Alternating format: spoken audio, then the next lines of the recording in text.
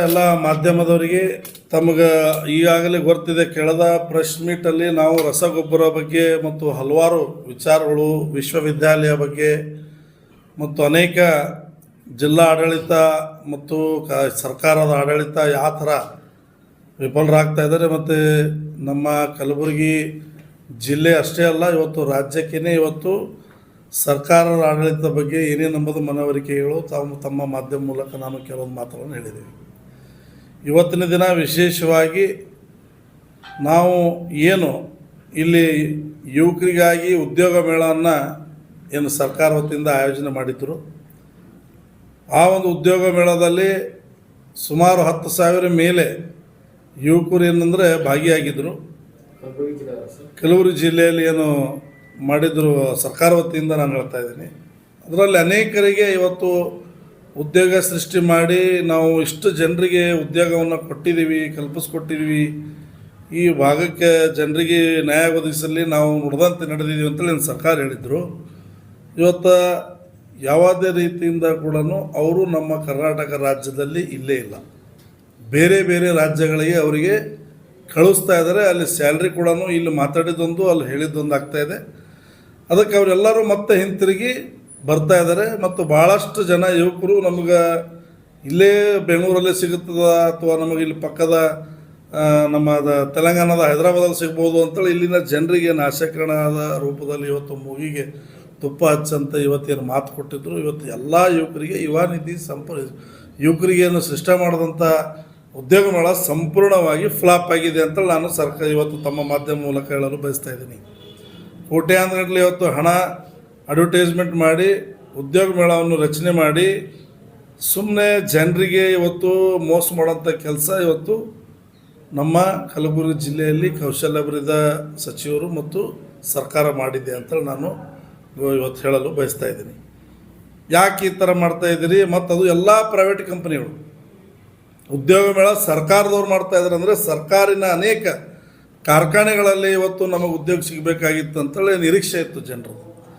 ಇವತ್ತು ಅವರಿಗೆ ನಿರಾಶೆ ರೂಪದಲ್ಲಿ ಇವತ್ತು ಮತ್ತೆ ಕಲಬುರಗಿ ಜಿಲ್ಲೆಯಲ್ಲಿ ತಾವು ನೋಡಿದಿರಿ, ಹೆಚ್ಚಿನ ಸಮಯ ಕಾಂಗ್ರೆಸ್ ಸರ್ಕಾರ ಆಡಳಿತ ಮಾಡಿದೆ ನಮ್ಮ ಕಲಬುರಗಿ ಜಿಲ್ಲೆ ಮತ್ತು ಕರ್ನಾಟಕ ರಾಜ್ಯಕ್ಕೆ.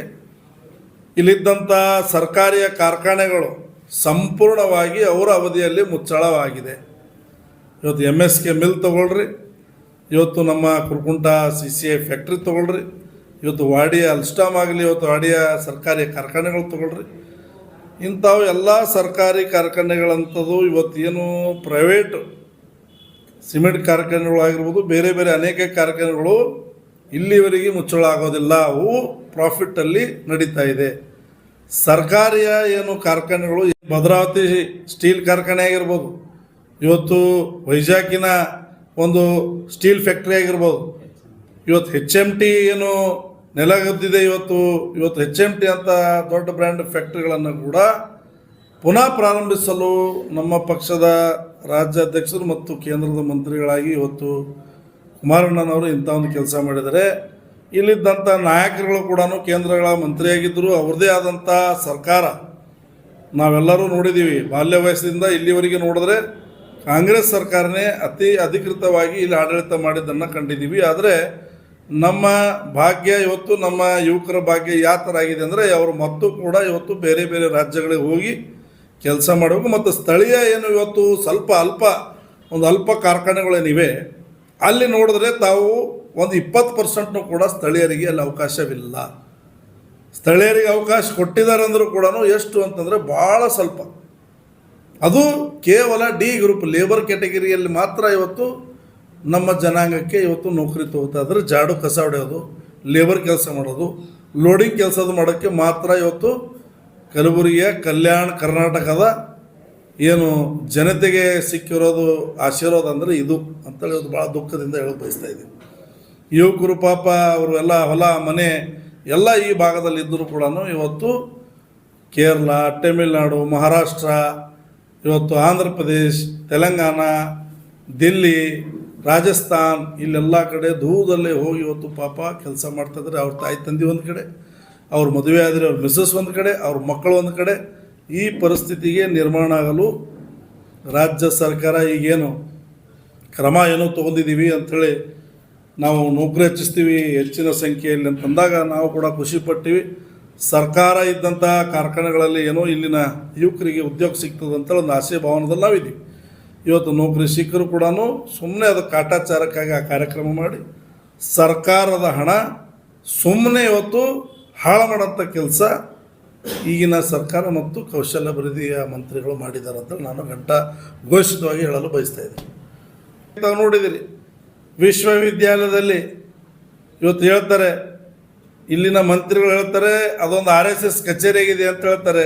ಕೇಂದ್ರದ ಒಂದು ವಿಶ್ವವಿದ್ಯಾಲಯ ಇವತ್ತು RSS ಕಚೇರಿ ಆಗಿತ್ತಂದರೆ ಅದಕ್ಕೆ ಸಂವಿಧಾನದ ಅಡಿಯಲ್ಲಿ ಯಾರು ಇದ್ದಾರೆ, ಯಾವ ಜನಾಂಗದವರು ಇವತ್ತು ಅಲ್ಲಿ ಎಲ್ಲ ಸಮಾಜದವರು ಇವತ್ತು ಅಲ್ಲಿ ಸ್ಟೂಡೆಂಟ್ಗಳಾಗಿದ್ದಾರೆ. ಈ ಮಾತುಗಳನ್ನು ಕೇವಲ ರಾಜಕೀಯವಾಗಿ ಬಳಕೆ ಮಾಡಬಾರ್ದಂತೇಳಿ ನಾನು ಸಚಿವರು ಹೇಳಲು ಬಯಸ್ತಾ ಇದ್ದೀನಿ.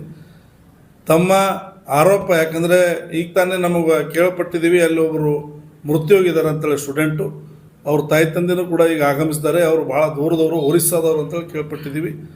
ಅವರಿಗೆ ಸರ್ಕಾರ ಮತ್ತು ತಮ್ಮದೇ ಆಗಿದೆ ಕಾನೂನವಾಗಿ ಹೋರಾಟ ಮಾಡಿ ಅದರಲ್ಲಿ ಏನು ನ್ಯಾಯ ಒದಗಿಸ್ಕೊಡ್ಬೇಕು, ಯಾವ ಥರ ಏನಾಗಿದೆ ಲೋಪದೋಷ ಅದನ್ನು ಕಂಡಿಡೋಂಥ ಕೆಲಸ ಕಾನೂನು ಮಾಡಬೇಕು. ಇದಕ್ಕೂ ಕೂಡ ನೀವು ರಾಜಕೀಯ ರಂಗ ಕೊಡೋದು ಸರಿಯಲ್ಲ ಅಂತ ನಾನು ಮಾನ್ಯ ಮಂತ್ರಿಗಳು ಹೇಳಲು ಬಯಸ್ತಾ ಇದ್ದೀನಿ. ದಯಮಾಡಿ ಇವತ್ತು ಈ ಒಂದು ಭಾಗದಲ್ಲಿ ನಿಮ್ಮ ಕೊಡುಗೆಗಳು ಏನಿದೆ ಅದರ ಬಗ್ಗೆ ಮತ್ತು ನಿಮ್ಮ ಮುಂದಿನ ಪ್ರಣಾಳಿಕೆಗಳು ಏನೇನಿವೆ ಅದರ ಬಗ್ಗೆ ಚರ್ಚೆ ಮಾಡಬೇಕಂತ ನಾನು ಹೇಳಕ್ಕೆ ಬಯಸ್ತಾ ಇದ್ದೀನಿ. ಇರಲಿ, ನೀವು 5 ಗ್ಯಾರಂಟಿ ಕೊಟ್ಟಿದ್ರೆ ಕೊಡಿ, ಸಂತೋಷ. ಅದರ ಜೊತೆಯಾಗಿ ಇವತ್ತು ಸರ್ಕಾರದ ವತಿಯಿಂದ ಡೆವಲಪ್ಮೆಂಟಿಗೋಸ್ಕರವಾಗಿ ಮಳೆ ಬಂದು ಇವತ್ತು ಹಲವಾರು ರಸ್ತೆಗಳು ಹದಗೆಟ್ಟು ಹೋಗಿದೆ. ಇವತ್ತು ನೌಕರಿ ಇಲ್ಲ ಇಲ್ಲಿನ ಜನರಿಗೆ, ಸರ್ಕಾರಿ ಕಾರ್ಖಾನೆಗಳು ಮುಚ್ಚಿದೆ. ಯೂನಿವರ್ಸಿಟಿನೂ ಕೂಡ ಇವತ್ತು ಏನು ರಾಜ್ಯದ ಯೂನಿವರ್ಸಿಟಿ ಇದೆ ಅದನ್ನು ಕೂಡ ಮುಚ್ಚುವ ಪರಿಸ್ಥಿತಿಯಲ್ಲಿದೆ. ಇವತ್ತು ಇಲ್ಲಿದ್ದಂಥ ಬೆಳೆ ನೆಟೆ ರೋಗದಿಂದ ನಾವೆಲ್ಲರೂ ಹೋರಾಟ ಮಾಡಿದ್ರು ಕೂಡ ಅವ್ರಿಗೆ ಯಾವುದೇ ರೀತಿಯಿಂದ ಪರಿಹಾರ ಸಿಕ್ಕಿಲ್ಲ. ಇವತ್ತು ರೈತರು ಪೂರ ಕಂಗಾಲಾಗಿದೆ. ರಸಗೊಬ್ಬರ ಕೂಡ ತಮಗೆ ಇಷ್ಟೆಲ್ಲ ಹೋರಾಟ ಮಾಡಿದ್ರು ಕೂಡ ಅನೇಕ ಪಕ್ಷಗಳದವರು ಮತ್ತು ಎಲ್ಲ ರೈತರು ಕೂಡ ಹೋರಾಟ ಮಾಡಿದ್ರು ಕೂಡ ಇವತ್ತಿನವರೆಗೂ ರಸಗೊಬ್ಬರ ಕೊರತೆ ಇದೆ. ಇದ್ರ ಬಗ್ಗೆ ತಮ್ಮ ಉತ್ತರ ಏನಿರುತ್ತದೆ? ಮತ್ತು ಇಲ್ಲಿವರೆಗೆ ತಾವು ಒಂದೇ ಒಂದು KDP ಮೀಟಿಂಗ್ ಮಾಡಿದಿರಿ, ಇನ್ನೂ KDP ಮೀಟಿಂಗ್ ಯಾಕಾಗಿಲ್ಲ? KDP ಮೀಟಿಂಗ್ ನೀವು ಮತ್ತು ಹಣ ಒಂದು ಕಡೆ ಸರ್ಕಾರ ಕೂಡ ಆಗುತ್ತೆ. ನೀವು ಇಲ್ಲಿ ಎಷ್ಟೊಂದು ಸರ್ಕಾರ ಆಸ್ಪತ್ರೆಗಳಿದೆ, ಪ್ರೈವೇಟ್ ಮೆಡಿಕಲ್ ಕಾಲೇಜ್ಗಳಿವೆ, ಅಂಥವೆಲ್ಲ ಬಳಕೆ ಮಾಡಿ ಜನರಿಗೆ ಸಸ್ತಾ ಟ್ರೀಟ್ಮೆಂಟ್ ಆಗೋಂಥ ಕೆಲಸ ತಾವು ಮಾಡಬೇಕಂತ ನನ್ನ ಆಗ್ರಹ ಇದೆ. ನಿಮ್ಮ ಸೋಷಿಯಲ್ ಮೀಡಿಯಾದಲ್ಲೇ ಲಾಸ್ಟ್ ಟೈಮ್ ನಾನು ಹೇಳಿದ್ದೀನಿ ಬಹಿರಂಗವಾಗಿ. ಏನು ಹೇಳಿದ್ದೀನಿ?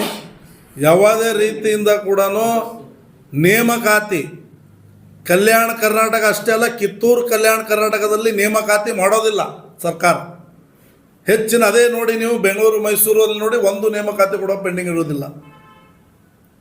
ಇದ್ರ ಬಗ್ಗೆ ನಾನು ಹಲವಾರು ಸಲ ವಿಷಯವನ್ನು ಎತ್ತಿದ್ದೀನಿ. ಅದಕ್ಕೆ ನಾನು ಇವತ್ತು ಮತ್ತೆ ತಾವು ಕೇಳಿದ ಒಳ್ಳೆ ಪ್ರಶ್ನೆ ಇದೆ, ನಾನು ಉತ್ತರ ಹೇಳಲು ಬಯಸ್ತಾ ಇದ್ದೀನಿ. ಇಲ್ಲಿ ಅವರು ಕೇಳ್ತಾರೆ, ಬಿಟ್ಬಿಡ್ತಾರೆ. ಒಂದು ಕಿವಿ ಕೇಳೋದು, ಒಂದು ಕಿವಿ ಬಿಡೋದು. ನೇಮಕಾತಿ ಇಲ್ಲವೇ ಇಲ್ಲ. ಲ್ಯಾಂಡ್ ಆರ್ಮಿ ಕೆಲಸ ಕೊಡ್ತಾರೆ ಅಂತ ಯಾಕೆ ಕೇಳಿದೆ ನಾನು? 3,000 ಕೋಟಿ 4,000 ಕೋಟಿ ಲ್ಯಾಂಡ್ ಆರ್ಮಿಗೆ ಇವರು ಕೆಲಸ ಕೊಡ್ತಾರೆ. 40 ಸಿಬ್ಬಂದಿಗಳಿಲ್ಲ ಅಲ್ಲಿ. ಇವತ್ತು ತಾವು ಮಾಧ್ಯಮದವ್ರ ಆಫೀಸ್ ಹೋಗಿ ಕೇಳಿ, ನೀವು ಯಾವುದೇ ರೀತಿಯಿಂದ ಇಕ್ವಿಪ್ಮೆಂಟ್ಸ್ಗಳಿಲ್ಲ. ಮತ್ತು ಇದೇನು ಲೂಟಿ ಹೊಡ್ಲಾರ್ದೆ ಮತ್ತೆ ಏನು ಮಾಡ್ತಾರೆ? ಅವ್ರ ಹತ್ರ ಎಲಿಜಿಬಿಲಿಟಿಗೆ ಇಕ್ವಿಪ್ಮೆಂಟ್ಸ್ ಇಲ್ಲ. ಮತ್ತು ಅದೇ ಅವರು ಯಾರು ಹೇಳ್ತಾರೆ, MLAಗಳು ಯಾರು ಮಂತ್ರಿಗಳು ಅವ್ರ ಕಾರ್ಯಕರ್ತರುಗಳ ಹತ್ರ ಅವ್ರಿಗೆ ಕೆಲಸ ಕೊಡೋದು, ಕಳಪೆ ಕಾಮಗಾರಿ ಆಗೋದು, ಬಿಲ್ ಎತ್ತೋದು. ಅದು ಥರ್ಡ್ ಪಾರ್ಟಿ ಇನ್ಸ್ಪೆಕ್ಷನ್ ಕೂಡ ಮಾಡೋದಿಲ್ಲ. ನೇಮಕಾತಿ ಮಾಡಿದ್ರೆ ಇವತ್ತು ಬಹಳಷ್ಟು ಜನರಿಗೆ ಅನುಕೂಲ ಆಗ್ತದೆ. ಪಾಪ್ಯುಲೇಷನ್ ಜನಸಂಖ್ಯೆ ದಿನನಿತ್ಯವಾಗಿ ಏರ್ತಾ ಇದೆ. ಸರ್, ನಮ್ಮನ್ನು ನಾವು ಮೊದಲು ಪ್ರಶ್ನೆ ಮಾಡ್ಕೊಳ್ಳೋಂಥ ಕಲಿಬೇಕು. ನಾನು ಹೇಳ್ತಾ ಇರೋದು, ಸರ್ಕಾರದಲ್ಲಿ ಇವತ್ತು ಯಾರು ಆಡಳಿತದಲ್ಲಿದ್ದಾರೆ ಅವರನ್ನು ಅವರು ಪ್ರಶ್ನೆ ಮಾಡ್ಕೋಬೇಕು. ಯಾಕೆ ನಾನು ಈ ಮಾತು ಹೇಳ್ತಾ ಇದ್ದೇನೆ ಅಂದರೆ, ಕಳೆದ ತಮ್ಮದೇ ಸೋಷಿಯಲ್ ಮೀಡಿಯಾದಲ್ಲಿ ಹೇಳಿದ್ದೀನಿ. ಈ ನಮ್ಮ ಮಕ್ಕಳು ನಾವೆಲ್ಲ ಜರ ಒಳ್ಳೆಯ ಸ್ಥಿತಿ, ನಾವು ದೊಡ್ಡ ದೊಡ್ಡ ಶಾಲೆಗಳಿಗೆ, ಪ್ರೈವೇಟ್ ಇನ್ಸ್ಟಿಟ್ಯೂಟ್ಗಳಿಗೆ ನಮ್ಮ ಮಕ್ಕಳಿಗೆ ಹಾಕ್ತೀವಿ. ಬಡವರ ಮಕ್ಕಳು ಎಲ್ಲಿ ಹೋಗ್ತಾರೆ? ಸರ್ಕಾರಿ ಶಾಲೆಗೆ. ಅಲ್ಲಿ ಬಾತ್ರೂಮ್ ಇರೋದಿಲ್ಲ, ಛತ್ ಲೀಕೇಜ್ ಆಗ್ತಾ ಇರುತ್ತೆ. ಇಂಥಲ್ಲಿ ಸಿಬ್ಬಂದಿ ಬಿಡ್ರಿ, ಇದ್ದಿದ್ದನ್ನು ಕರೆಕ್ಟಾಗಿ ಅವರು ಮೇಂಟೈನು ಕೂಡ ಮಾಡೋದಿಲ್ಲ. ಯಾವುದೇ ಡೋಂಟ್ ಕೇರ್. ತತ್ತಿಯಲ್ಲಿ ಕಮಿಷನ್, ಇವತ್ತು ಫುಡ್ ಸಪ್ಲೈ ಅವ್ರದ್ದು ಏನು ಬರುತ್ತೆ ಅದರಲ್ಲಿ ಕಮಿಷನ್, ಎಲ್ಲ ರೀತಿಯಲ್ಲೂ ಕೂಡ ಇವತ್ತು ಕರಪ್ಷನ್ ಆದರೆ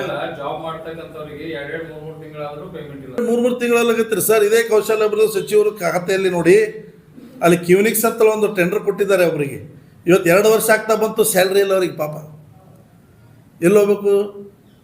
ಮತ್ತು ನಾವು ನುಡಿದಂತೆ ನಡೆದಿದ್ದೀವಿ ಅಂತೇಳಿ ಶಾಸಕರು ಫಸ್ಟ್ ಕ್ಲಾಸ್ ಹೇಳ್ತಾರೆ ಮೈಕಲ್ಲಿ ಬಂದು ನಿಮ್ಮ ಮಾಧ್ಯಮ ಎದುರುಗಡೆ ಅಂಕಿಅಂಶಗಳು ಕೊಡು ಅಂತೇಳಿ ಅವರಿಗೆ ಶ್ವೇತಪತ್ರ ಹೊಡಿಸಿ ಅಂತೇಳಿ ನಮ್ಮ ಮೊನ್ನೆ ನಿಖಿಲ್ ಕುಮಾರಸ್ವಾಮಿ ಅವ್ರು ಹೇಳಿಲ್ವಾ?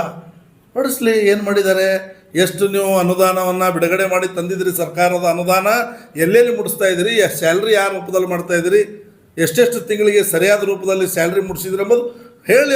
ಅವ್ರ ಬಾಯಿಂದ ಬರಲಿ, ನಮ್ಮ ಪ್ರಶ್ನೆಗೆ ಉತ್ತರ ಕೊಡಲ್ಲ ಅವರು ಪಾಪ.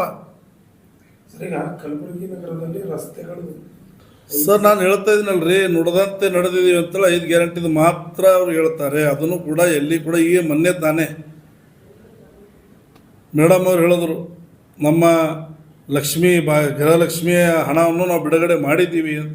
ಬರೀ ಊರಲ್ಲಿ ಪ್ರಾಕ್ಟಿಕಲಾಗಿ ಕೇಳಿ ನೋಡಿ, ಎಲ್ಲಿ ಕೂಡ ಹಣ ಇಲ್ಲಿವರೆಗೆ ಬಂದಿಲ್ಲ. ಪೇಪರಲ್ಲಿ ನಿಮ್ಮ ಮಾಧ್ಯಮದವ್ರ ಮುಂದೆ ನಾವು ನುಡಿದಂತೆ ನಡೆದಿದ್ದೀವಿ.